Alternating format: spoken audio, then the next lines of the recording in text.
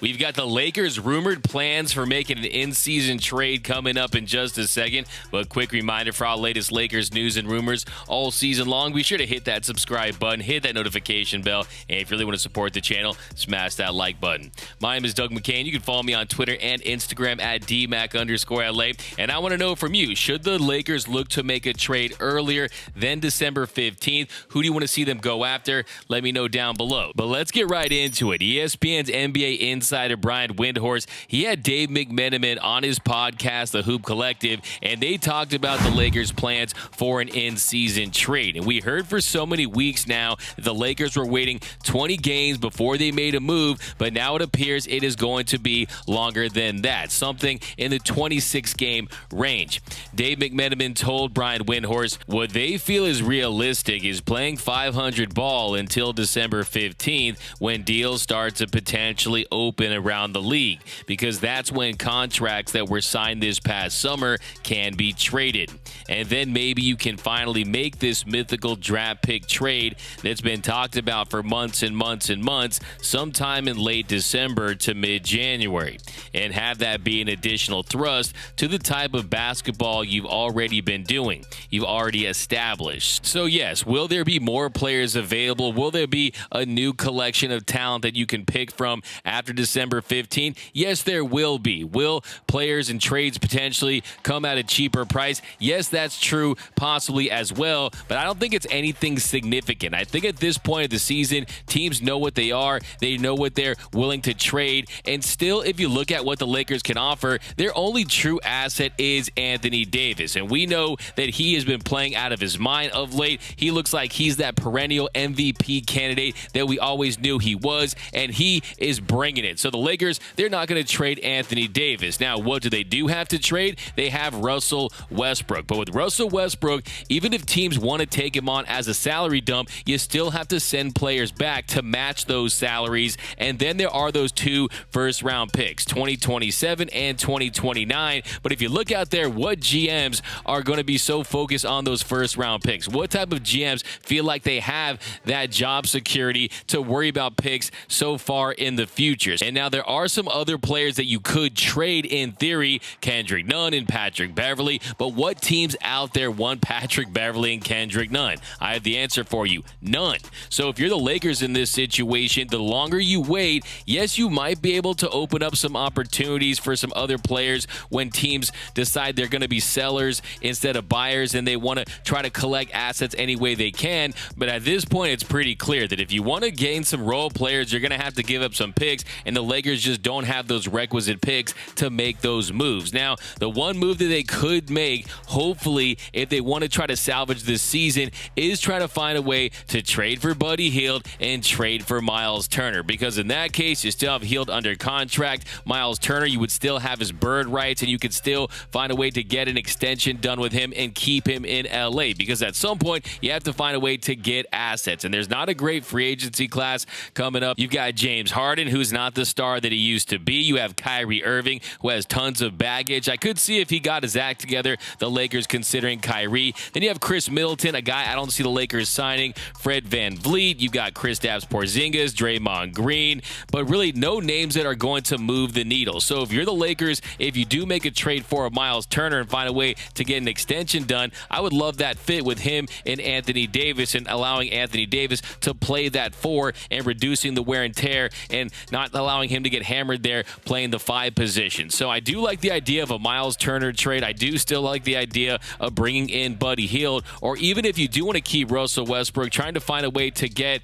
just Myles Turner, but still I don't think you have the assets unless you are willing to ship off Russell Westbrook in that case. But my sense of the situation is that there's not a move out there that the Lakers think can push them over the top, that can get them over the hump and make them real contenders in the Western Conference. But maybe after seeing what Anthony Davis has done in the last few games, and if LeBron James can come back healthy and this team can go on a run, you have Thomas Bryant back, you have Dennis Schroeder back, who's played terrible, but maybe he figures things out. Maybe this team can string together some wins and get to a respectable record. But if you look at their schedule ahead of them, it's going to be very difficult to get to 500. It's really going to be next to impossible. They would have to go 8-2 in their next 10 games to get to 500. They play 2 games in San Antonio, one Friday and one Saturday. So let's say the Lakers take 2 of those games. It's very difficult to beat an NBA team twice in a row, let alone in their home arena. But let's say the Lakers take both of those games. They win their first road game of the season, and that would put their record at 7-12. And then they win at home against the Pacers. Maybe it's a little audition for Myles Turner and Buddy Hield. That would put them at 8-12. And then they host the Blazers, who are 6th in the West. Let's say they win that game. That puts them at 9-12. And then you have a 5-game road trip with some very tough Eastern Conference competition. They play at Milwaukee. They play the Bucks. They're currently 2nd in the East. So let's say the Lakers lose that one. They go to 9-13. Then they play at Washington. They're currently 5th in the East. They're 10-7. Let's say the Lakers win that game. They go to 10-13. And then it's at Cleveland. Cleveland's really good this year, of course, really deep. Lots of athletic young players. They're 3rd in the East at 11-6. They lose that game. They go to 10-14. Then they play at Toronto, which is always a tough place to play, but let's give them the dub there and say they go 11-14 at that point with 2 to play. One more at Detroit, who's currently the worst team in all of the association. Let's give them that dub, and they go to 12-14, and then they host the number 1 seed in the East, the Boston Celtics. The rivalry game at the Crypt. Let's say they lose that game. That would put them at 12-15 at December 15th. So could they play 500 ball? I think they definitely could. They could go 5-5. That's definitely realistic. Could they get to 500? That's a different story. You don't want to continue to bury yourself in the Western Conference, especially when your championship window is as small as it is with LeBron James, who's about to turn 38 years old. You've had the injury issues with Anthony Davis. So my read on this situation is that Rob Pelinka and Jeannie Buss and the brain trust of the Lakers, they don't truly believe this team is a championship contender. They don't truly believe that the pieces they can bring in and surround Anthony Davis and LeBron James with are enough to get this team over the top. Because if they did, they probably would have already made a move at this point. And also, they're just probably trying to save some money. But what I always say is what must be done eventually should be done immediately. If the Lakers want to salvage this season, they need to act fast. But they have done this self-imposed deadline to make a deal. They want to open up their opportunities, save some money. But that, in the end, I think will prove fruitless. I think this team needs to make a move as soon as possible. But let me know down below in the comment section. Do you think the Lakers need to make a move now? Do you think they can afford to wait? In my opinion, they can't afford to wait. If you are trying to get this team back to 500, if you're trying to get to a respectable seed in the Western Conference as soon as you can, then you make a move sooner than later. Then also, what if other teams out there make a trade for some of the targets that you're after? Now, yes, the West is wide open. Yes, they can still make the playoffs if they're 12-15. And at the end of the day, the idea of being 500 is really more of a psychological thing in the first place. 12-15 is not that big of a difference from being 13-13. But still, I think you need to show LeBron and Anthony Davis that you're all in on this season. Just look at the games that LeBron has missed. We've known that throughout his career, if he doesn't believe in a team, he will sit games out. You saw the comments that LeBron James made on his show,